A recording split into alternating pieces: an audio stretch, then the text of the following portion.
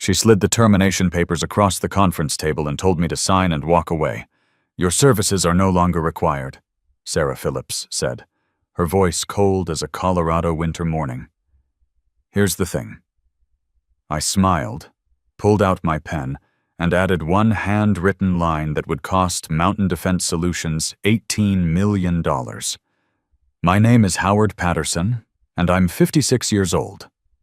For exactly 20 years, from March 2005 to November 2025, I served as Chief Technology Officer at Mountain Defense Solutions, a defense contractor specializing in radar systems and military electronics.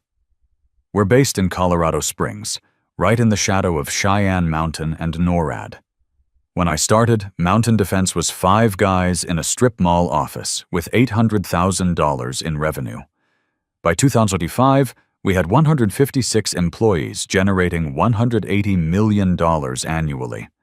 I built every technical system from the ground up, developed 8 proprietary radar detection algorithms, and held patents worth millions.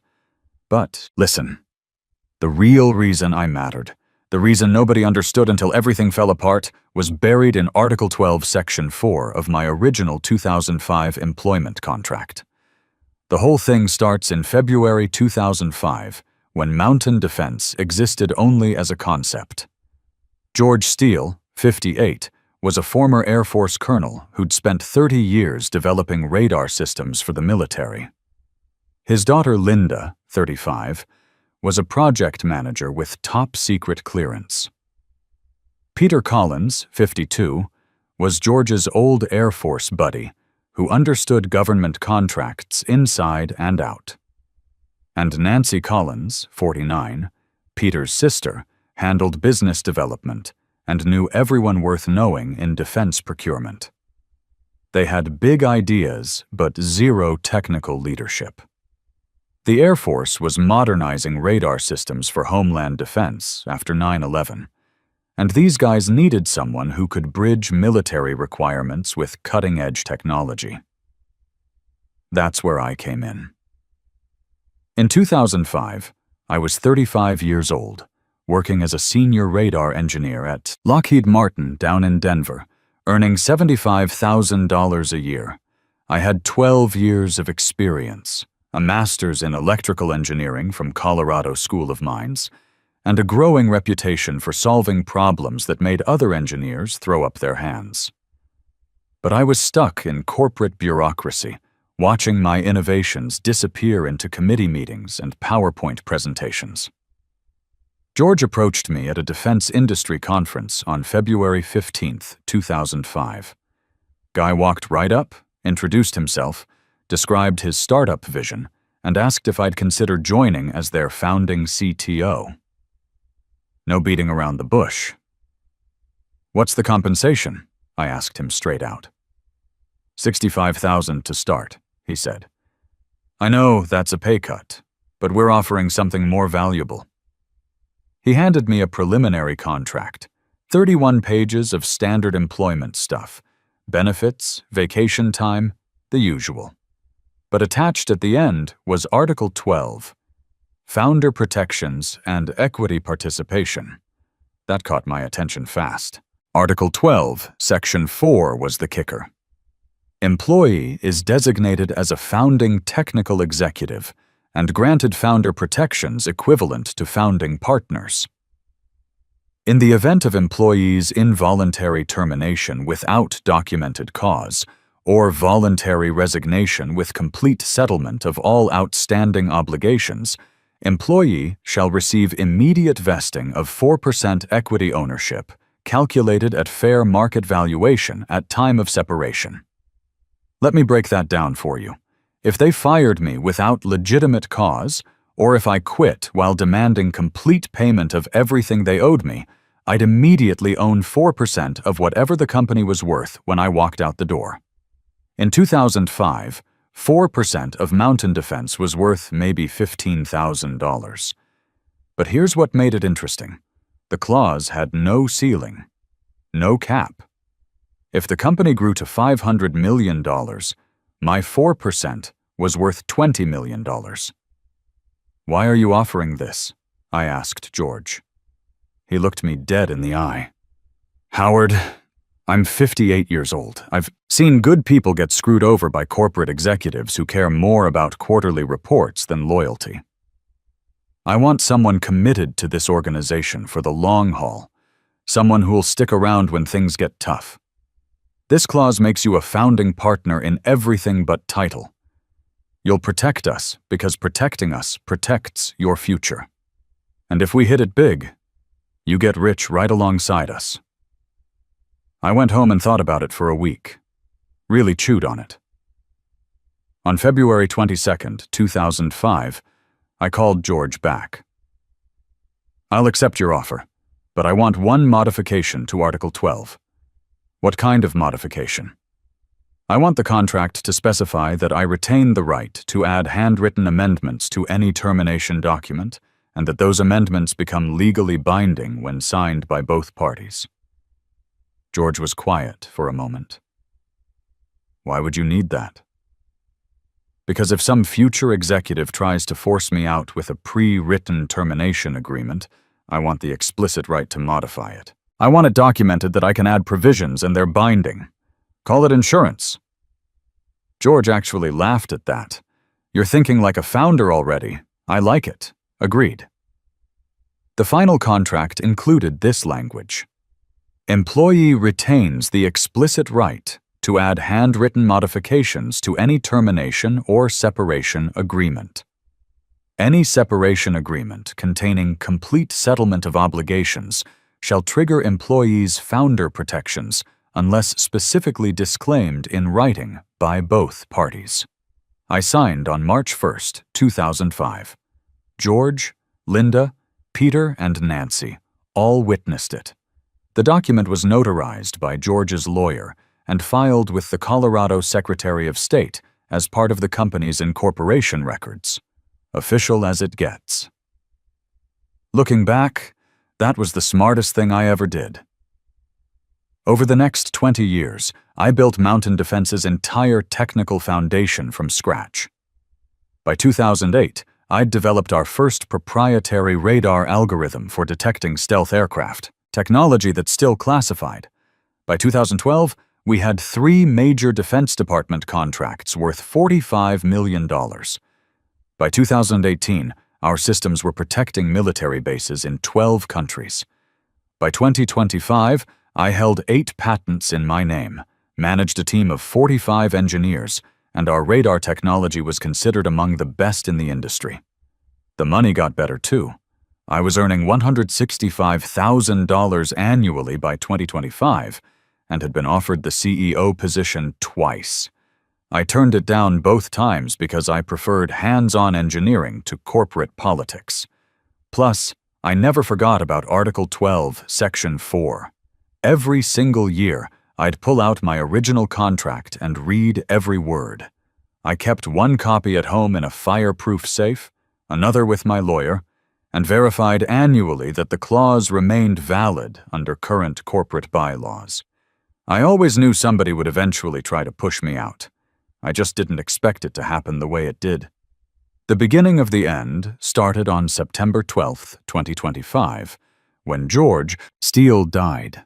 George was 78 at that point, still coming to the office 3 days a week, still reviewing major contracts with the same sharp eye he'd had since the Air Force.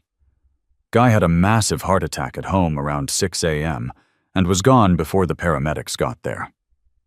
The funeral was September 16th. I'm talking about the whole company showing up. All 156 employees, dozens of clients, military personnel from 3 different bases. Hell, we even had a 2-star general from NORAD there paying his respects. I gave a speech about how George had taught me that integrity wasn't just about following regulations. It was about building things that actually worked when people's lives depended on them. After George died, Linda became chairwoman of the board. Peter stayed on as president. Nancy continued as VP of Business Development. But here's the thing. They were exhausted. The company had grown way beyond what any of them could handle day to day. George had been the driving force. The guy who made final decisions. And without him, they were drowning in operational details. Linda called me into her office about a week after the funeral. "Howard, we need to talk about the future. What's on your mind?" "Dad built this company to $180 million in revenue, but we can't keep running it the way he did. Peter's 72, Nancy's 69, and I'm 55, with grandkids I'd like to actually see while they're still kids. We need professional management. I saw where this was heading. You're thinking about bringing in an outside CEO." "We have to. The board's already approved it. We're hiring an executive search firm." "What about me?" "I've been here 20 years. I know this business inside and out." Linda looked uncomfortable.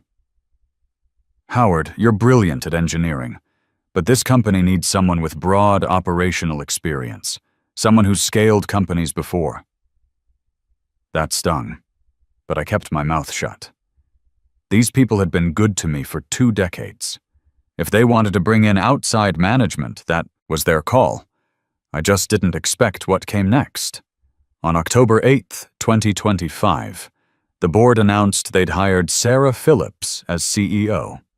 38 years old, MBA from Wharton, previously a senior consultant at McKinsey, specializing in operational efficiency for defense contractors. Her LinkedIn was full of buzzwords about digital transformation and lean operational frameworks. Every instinct I had started screaming danger.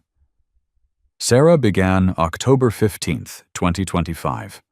Her first week, she spent touring the facilities, sitting in on engineering meetings, asking lots of questions about our processes. Seemed harmless enough. Then she dropped the bomb. Her first major decision was hiring an external consulting firm called Peak Operational Consulting to conduct what she called a comprehensive efficiency assessment.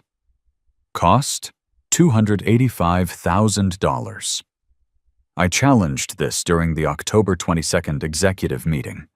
"Sarah, we just finished our annual strategic review back in August. What exactly are we analyzing that we don't already understand?" She gave me this tight smile. "Howard, when was the last time independent experts evaluated our operations with fresh eyes? We have annual financial audits from KPMG. We have quarterly board performance reviews.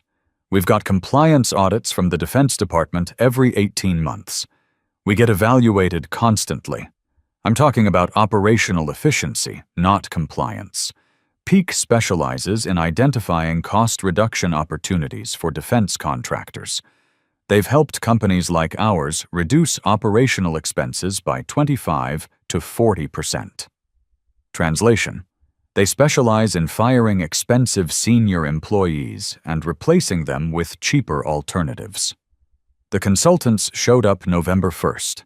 3 guys in their late 20s, all McKinsey alumni, all with 0 actual defense industry experience. They spent 3 weeks wandering around with clipboards, interviewing department heads, analyzing organizational charts, and comparing our compensation to industry benchmarks they'd pulled from some database. I watched them work and knew exactly what was coming. These guys had a playbook, and step 1 was always eliminating high-cost senior positions. I'd seen it happen at Lockheed, at Boeing, at every major defense contractor. Bring in consultants, identify redundancies, outsource technical functions, cut payroll by 30%, then wonder why projects start failing and contracts get canceled. On November 18th, they presented their findings to the board. I wasn't invited to the presentation. That was the first real warning sign. But Linda called me that evening, and I could hear the strain in her voice. "Howard, we need to talk. Can you come by the house?" I drove over to her place in the Broadmoor area. Linda and her husband Dan were sitting at their kitchen table with a bottle of wine that looked like they'd already made serious progress on it. "The consultants recommended eliminating several senior positions," Linda said without preamble, "including yours." I felt my stomach drop. But I kept my voice steady. On what basis? They claim your role could be outsourced to an Indian engineering firm for 40% less cost. Bangalore Solutions, apparently. They say most of your functions can be handled remotely, and the cost savings would be substantial. Linda, that's insane. You can't outsource classified defense work to India. Half our projects require security clearances. The other half involve proprietary algorithms that took me 15 years to develop. I know. Peter and I both argued against it. Nancy fought tooth and nail. But Sarah presented a compelling case to the board about modernization and cost competitiveness. What about my contract? Article 12, Section 4? Linda looked confused. What's Article 12? My founder equity clause. If they terminate me without documented cause, I receive 4% of the company at current fair market valuation. There was this long, heavy silence. Linda and Dan looked at each other. Howard, Linda said slowly. What's the company worth? Currently? I'd been tracking this religiously for years, especially since George got sick. It's part of being a good CTO. You need to understand your company's value, not just its technology. Over the past 18 months, we'd received 3 serious acquisition offers. The first came in June 2024 from Ares Defense Partners, a private equity firm. $380 million cash. We declined because George wasn't ready to sell. In January 2025, a Canadian defense contractor called Maple Defense Systems offered $420 million, mostly stock with a 3-year lockup. Too risky, too illiquid. The most recent offer came in September 2025, just days after George's funeral. A Silicon Valley growth fund called Redpoint Defense offered $450 million, clean and unconditional cash deal. The timing felt predatory, and the board, still grieving, tabled it indefinitely. But those offers established fair market value pretty clearly. Linda, I said, meeting her eyes, 4% of $450 million is $18 million. Dan nearly choked on his wine. Linda went pale. Jesus Christ. Does Sarah know about this clause? I doubt it. Half the corporate records are still sitting in boxes in George's old office. When HR migrated to digital files back in 2020, they only scanned the main contract pages, not the exhibits or amendments. My guess is nobody's looked at the original incorporation document since 2005. Howard, Linda said carefully, can you just not invoke it? Accept a severance package? Leave quietly? I looked at this woman who'd been like family to me for 20 years. Her father had trusted me with the technical heart of his company. I'd worked nights and weekends to build something we could all be proud of. I'd turned down job offers from Boeing, Raytheon, Northrop Grumman, all offering 30% higher pay, because I believed in what we were building here. And now some 38-year-old MBA with a PowerPoint wanted to ship my life's work to Bangalore to save money on her quarterly P&L. Linda, I've given this company 20 years of my life. I've built technology that protects American soldiers overseas. I've turned down better offers to stay loyal to your family's vision. And now some consultant who's been here 3 weeks wants to eliminate me to improve some efficiency ratio? I paused, choosing my words carefully. No. If they want me gone, they're going to pay exactly what my contract says I'm worth. Linda couldn't stop it from happening. 3 days later, on November 25th, 2025, at 2:45 p.m., I got an Outlook calendar invite from Sarah's assistant. Personnel discussion. Howard Patterson. 3:00 p.m. Executive conference room. Required attendance. No agenda. No HR representative listed. Just cold corporate efficiency. I showed up at 2:58. Sarah was already there, sitting at the head of that polished walnut conference table in what looked like a $2,000 suit. Her whole posture screamed authority she hadn't earned through 20 years of building anything, just authority that came with a title. In front of her was this burgundy leather portfolio with the Mountain Defense logo embossed in gold. "Howard, please sit." I sat down. She didn't offer coffee, didn't thank me for my service, didn't acknowledge 2 decades of loyalty. "I'll be direct," she said, like that was some kind of virtue. "We've decided to restructure technical operations. Your position is being eliminated effective December 31st. We're outsourcing core engineering functions to Bangalore Solutions. They can provide the same services at 40% less cost." She slid the portfolio across the table like she was dealing cards. "This contains your separation agreement and final compensation package." I opened it slowly, reading every word. 10 weeks of severance pay. $25,384 gross. Health insurance continuation for 90 days. Standard non-disclosure agreement, non-compete clause, confidentiality provisions. All the usual legal language designed to keep terminated employees quiet and compliant. Then I saw the magic words at the bottom of page 3. "Employee acknowledges this agreement constitutes complete settlement of obligations between employee and company." Those 6 words, complete settlement of obligations, were exactly what I'd been waiting 20 years to see. Article 12, Section 4 of my original contract defined them as the specific trigger phrase that activated my equity vesting clause. Sarah had copied the language from some generic HR template, completely blind to the landmine she was about to step on. I pulled out my pen, same black Pilot G2 I'd been carrying for 15 years, and clicked it once. "Sarah, I'd like to make one small modification to this agreement." Her eyes didn't even look up from her phone. "This package isn't negotiable, Howard. Sign it or don't sign it. If you don't execute this by 4 o'clock today, we'll proceed with termination for cause, and you'll receive nothing except your final paycheck." "I understand. Just need to add one small provision. My original contract allows handwritten modifications to separation agreements." She waved her hand dismissively, still scrolling through emails. "Fine. Make it quick. I have a call with the board at 4:30.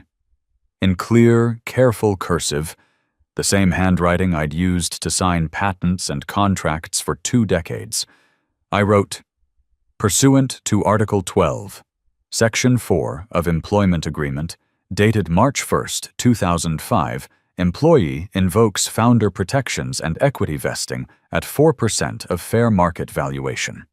I initialed it HP and signed Howard Patterson with the date. Sarah barely glanced at what I'd written. She was already reaching for her Mont Blanc pen, signing with a flourish. Sarah Phillips, Chief Executive Officer, adding the date, and snapping the portfolio shut. "Excellent. HR will process your final compensation and benefits. You can work through December 31st to ensure proper knowledge transfer, or you can leave immediately. Your choice." "I'll work through December to make sure the transition is handled properly," I said, standing up. Wouldn't want to leave any loose ends. At 3:23 p.m., I walked out of that conference room, got in my truck, and drove straight to Diana Rodriguez's law office. Diana had been handling my legal work since 2018.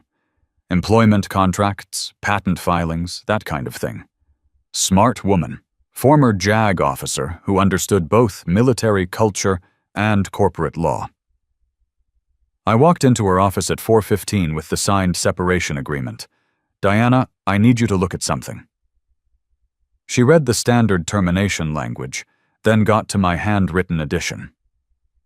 Her eyebrows went up.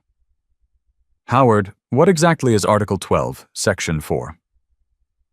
I pulled out a copy of my original 2005 employment contract from my briefcase. Always carried it with me just in case. Diana read the founder equity clause twice. "Jesus Christ, Howard. Do they know what they just signed? I seriously doubt it. Half the board doesn't even know my original contract exists. What's the company worth? Latest acquisition offer was $450 million in September. Conservative estimate, we're looking at $18 million. Diana leaned back in her chair and whistled. This is either brilliant or completely insane. You just triggered an $18 million payout based on a 20-year-old clause that nobody remembers. By 6:30 p.m., we'd made 4 copies of the signed agreement. One went into my fireproof safe at home. One into Diana's encrypted case files. One into my safe deposit box at First National Bank.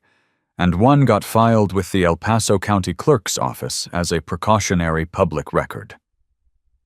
Howard, Diana said as I was leaving, give them 24 hours to figure this out themselves. If they don't contact us by tomorrow evening, we send a formal demand letter Thursday morning. I went home, grilled a steak, opened a beer, and waited. The explosion came at 8:47 the next morning. I was in my office reviewing some patent applications when the shouting started from the executive wing. Who authorized this? Who the hell let him sign this? That was Peter Collins's voice, and he sounded like he was having a stroke. The whole engineering department could hear him storming down the hallway.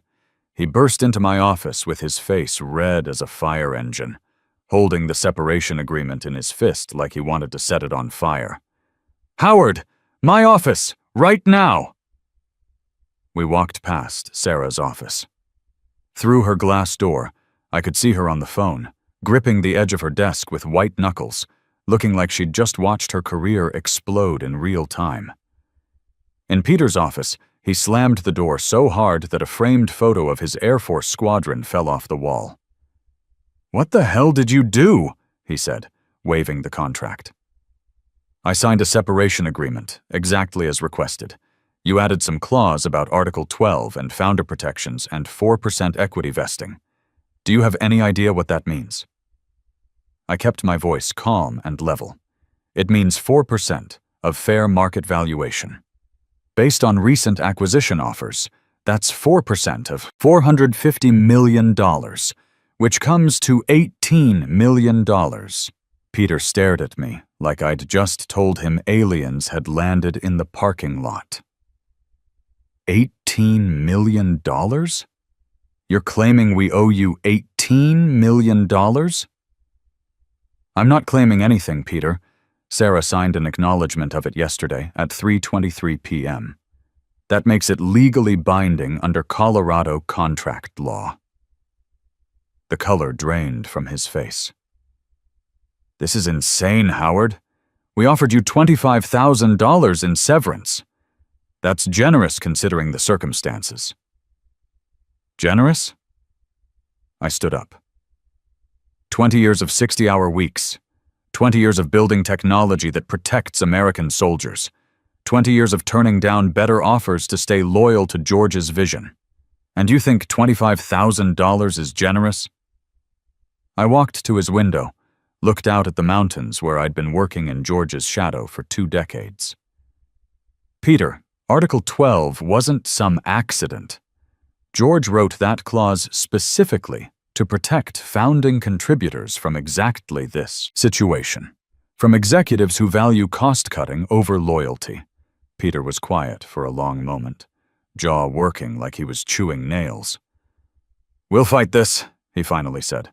"We'll tie this up in court for years." "You'll lose," I said, turning back to face him. Article 12 is part of my employment contract, filed with the Colorado Secretary of State as part of Mountain Defense's incorporation documents. You, Linda, Nancy, and George all witnessed my signature in 2005. It's been in effect for 20 years without amendment or challenge. Sarah's separation agreement explicitly contains the trigger phrase, complete settlement of obligations. I invoked my contractual right with a handwritten modification, exactly as permitted under the original terms. She signed acknowledgement twice, once on the agreement itself, once on the transmittal cover page. I paused, letting that sink in. You have zero legal basis to challenge it. Your only options are paying what the contract requires, or facing a breach of contract lawsuit you'll definitely lose, along with my attorney fees and probably punitive damages for bad faith. Peter Collins, tough old Air Force veteran who'd survived 30 years of military procurement battles, looked like he'd just been hit by a truck. 3 hours later, Diana called me. "Howard, I just got off the phone with Mountain Defense's general counsel. They want an emergency meeting this afternoon. They're claiming there's been a contractual misunderstanding." "Did you tell them there's no misunderstanding?" "I did. I told them their CEO signed a legally binding document that references a valid recorded employment contract. If they want to discuss settlement, the only number on the table is $18 million plus accrued interest." "What did they say?" They hung up. "But I'm expecting a lawsuit filing by end of business today." She was right. At 4:17 p.m., a process server in a cheap suit showed up at my desk with a manila envelope. Inside, Mountain Defense Solutions versus Howard Patterson, filed in El Paso County District Court. They were seeking a declaratory judgment that Article 12, Section 4 was unenforceable due to unconscionability, changed circumstances, and lack of mutual consideration. Basically, they were arguing that no reasonable company in 2025 would honor a clause written in 2005 for a company that was worth practically nothing back then. The hearing was set for December 18, 2025. Judge William Barnes presiding, former corporate attorney himself, about 60 years old, reputation for no-nonsense rulings. Mountain Defense brought in the big guns. Richard Murphy from Hartwell and Associates, one of Denver's most expensive law firms. Guy probably billed $850 an hour and wore suits that cost more than most people's cars. "Your Honor," Murphy began, standing there like he was arguing before the Supreme Court. "This clause represents a drafting anomaly that escaped revision for nearly 2 decades. No rational board of directors would permit a single employee, regardless of tenure or contribution, to claim 4% of a $450 million enterprise based on a termination agreement. The financial disparity is so extreme it shocks the conscience." He went on like that for 20 minutes, using a lot of fancy legal words that basically boiled down to, "This isn't fair." Diana stood up when it was her turn. No theatrics, just facts. "Your Honor, this clause wasn't an oversight. It was intentional." In 2005, Mountain Defense had no technical infrastructure, no patents, no defense contracts. They had IRS problems and a failing business model. Howard Patterson brought expertise, credibility, and quite literally survival to this company. In exchange, the founders, sophisticated, experienced military professionals, granted him equity protection equivalent to a founding partner. She walked over to the evidence table and picked up my original contract. For 20 years, Mountain Defense benefited from Mr. Patterson's innovations. He developed 8 patents that generated millions in licensing revenue. He built technical systems that protected American military personnel overseas. He turned down competing offers that would have paid him 30% more because he believed in this company's mission. Diana paused, looking directly at Judge Barnes. Now a new CEO, hired without reviewing historical employment contracts, terminates him with a generic severance package, includes the specific trigger language defined in his original agreement, and signs his handwritten contract modification without reading it. That's not unconscionability, Your Honor. That's corporate negligence. Judge Barnes took his time. He read Article 12 aloud, word by word. Then he read Sarah's termination agreement. Then my handwritten addition. "Counsel," he said, looking at Murphy, Did Ms. Phillips sign this separation agreement after Mr. Patterson added his handwritten modification? Yes, Your Honor, but she didn't fully comprehend the financial implications. So she had the opportunity to read what she was signing. She chose not to read it carefully, and she signed anyway. That's correct, but Your Honor. Judge Barnes held up his hand. Mr. Murphy, contracts are the foundation of business relationships. When parties sign agreements, they're bound by the terms, not by their later regrets about those terms. Mr. Patterson negotiated in good faith in 2005. He performed with distinction for 20 years. He invoked a contractual right that was always there, always valid, always enforceable. The judge leaned forward. Mountain Defense's disappointment about the financial consequences doesn't void their obligations.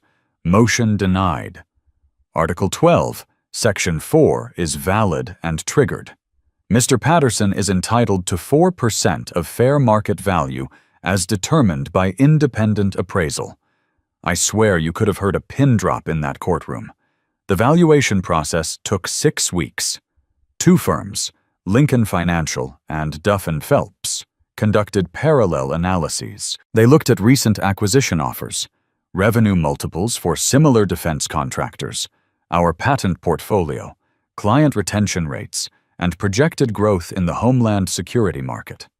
Their consensus: Mountain Defense Solutions was worth $450 million. 4% of that, $18 million.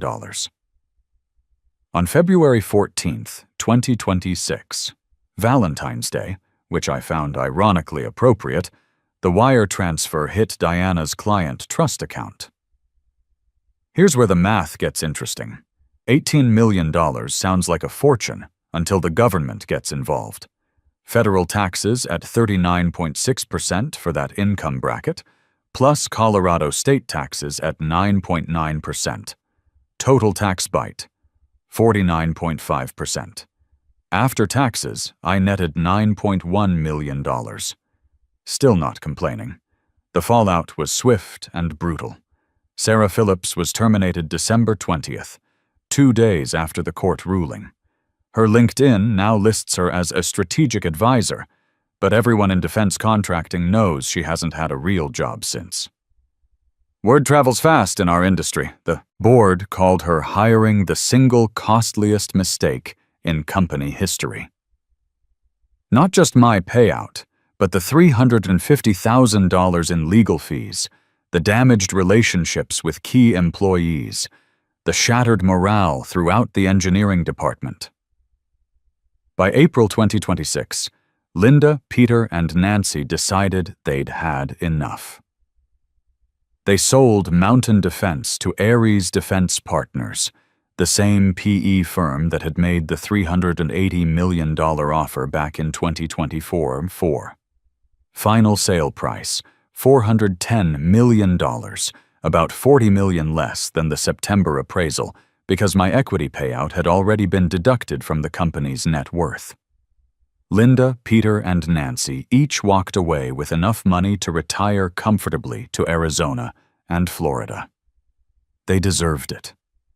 They'd built something valuable and sold it on their own terms. The new owners gutted the company within 6 months, laid off half the engineering staff, moved operations to a cheaper facility in Texas, outsourced most of the technical work to, you guessed it, Bangalore Solutions. Most of our key patents ended up getting shelved because the new management didn't understand how to implement them. As for me, at 56, I'm done worrying about corporate politics and quarterly earnings reports. My portfolio, properly invested in municipal bonds and index funds, generates about $365,000 annually in passive income. More than enough to live well without kissing anybody's ass. I do some consulting work for smaller defense contractors, helping them avoid the kind of mistakes Mountain Defense made. And I teach a course in engineering ethics at Colorado School of Mines, where I tell my students the story of those 9 words I wrote in blue ink. Not to brag, but to teach them something important. Sometimes the most valuable power isn't in your job title or your salary. Sometimes it's in reading the fine print, keeping your promises, and remembering that loyalty should run both ways. Sarah Phillips learned that lesson the hard way. Cost her $18 million. To figure it out, best money I never spent. Here's what I learned after 30 years in corporate America. They'll smile and call you family right up until the spreadsheet says you cost too much. But if you're smart enough to read the contract and patient enough to wait for your moment, sometimes you can make them pay exactly what loyalty is really worth.